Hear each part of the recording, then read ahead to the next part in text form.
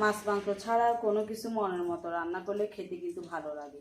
আসসালামু আলাইকুম, hello everyone, welcome back to my channel Farhana Inis kitchen. আজ আমি সিম্পল কাঁকরোল দিয়ে ডিম দিয়ে ভাজি করব এবং আপনাদের সাথে শেয়ার করব। চলেন ভিডিওটা দেখিয়ে দিই।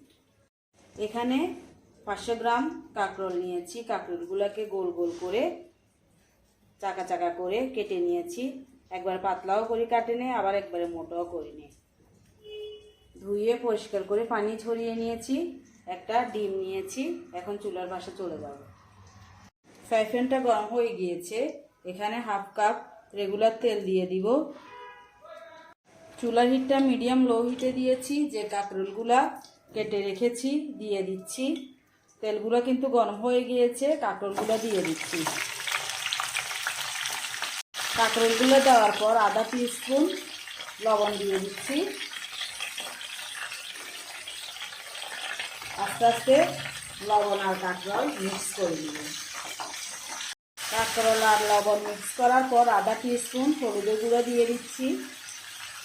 হলুদের গুঁড়া কাঁকরোলের সাথে মিক্স করে নিব আস্তে আস্তে। হলুদগুলো মিক্স করার পর একটা বড় সাইজের আলু গোল করে কেটে নিয়েছি। আলুগুলো দিয়ে দিচ্ছি। কাঁকরোলগুলো যেভাবে কেটে নিয়েছি আলুটাও আমি ওইভাবে কেটে নিয়েছি। একসাথে কাঁকরোলের সাথে আলুগুলো মিক্স করে নিব। 5 মিনিট পর্যন্ত কাঁকরোল আর আলুগুলাকে লালচে করে ভেজে নিয়েছি। এখন একটা বাটিতে উঠিয়ে নিব। সবগুলো কাঁকরোল উঠিয়ে নিয়েছি। একই ফ্রাই প্যানে 4 টেবিল স্পুন তেল দিয়ে দিব। আবারও তেলগুলো দিয়ে একটা পেঁয়াজ কুচি করে নিয়েছি। পেঁয়াজগুলো দিয়ে দিচ্ছি। 4-5টা কাঁচামরিচ কেটে নিয়েছি দিয়ে দিচ্ছি। কাঁচা স্মেল যাওয়া পর্যন্ত পেঁয়াজ আর কাঁচামরিচগুলো ভেজে নিব। কাঁচা স্মেলটা চলে গিয়েছে। এখন আধা টিস্পুন আদা পেস্ট, আধা টিস্পুন রসুন পেস্ট দিয়ে দিচ্ছি। একসাথে মিক্স করে নিব। 1/4 চা চামচ হলুদ দিয়ে দিব। বেশি দিব না, আগেও হলুদ দিয়েছি। আধা টিস্পুন জিরার গুঁড়া দিয়ে দিব।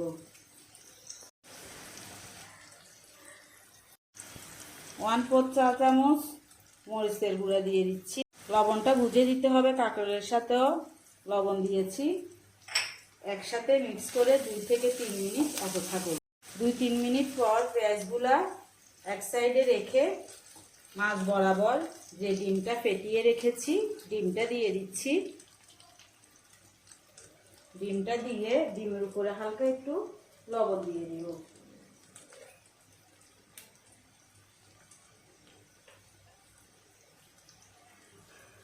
এক মিনিট পর ডিমটা আস্তে আস্তে ভেঙে দিব। একসাথে পেঁয়াজের সাথে মিক্স করে নিব। মিক্স করার পর বেশি দেরি করব না। যে কাঁকরোলগুলো ভেজে রেখেছি কাঁকরোলগুলো দিয়ে দিচ্ছি।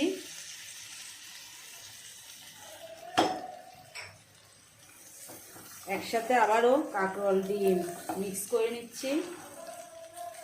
মিক্স করে 1 টেবিল স্পুনের মতো পানি দিয়ে দিব। এখানে বেশি পানি দেওয়া যাবে না, 1 টেবিল স্পুন পানি দিব। পানিগুলো দিয়ে 2 মিনিট অপেক্ষা করব। চুলার হিটটা একবারে লোতে দিয়ে দিব। 1 মিনিট পর 1 টিস্পুন ধনিয়া পাতা দিয়ে দিব। এখন হয়ে গিয়েছে কাঁকরোল ভাজি। চুলাটা অফ করে পরিবেশনে চলে যাব। এই কাঁকরোলটা কত যে লোভনীয় হয়েছে বলে বোঝানো যাবে না। বাসায় একবার হলেও ট্রাই করবেন, তাহলে বুঝতে পারবেন। আশা করি আমার এই মজার কাঁকরোল ভাজি রেসিপিটি আপনাদের ভালো লেগেছে। ভালো লাগলে একটা লাইক দিতে ভুলবেন না। আপনি যদি আমার ইউটিউব চ্যানেল থেকে ভিডিওটা দেখে থাকেন চাইলে চ্যানেলটা সাবস্ক্রাইব করে রাখতে পারেন। আর ফেসবুক পেজ থেকে ভিডিওটা দেখে থাকলে পেজটা ফলো দিয়ে রাখতে পারেন। ভালো থাকবেন, সুস্থ থাকবেন। আবারও দেখা হবে নতুন কোনো রেসিপি নিয়ে। আল্লাহ হাফেজ।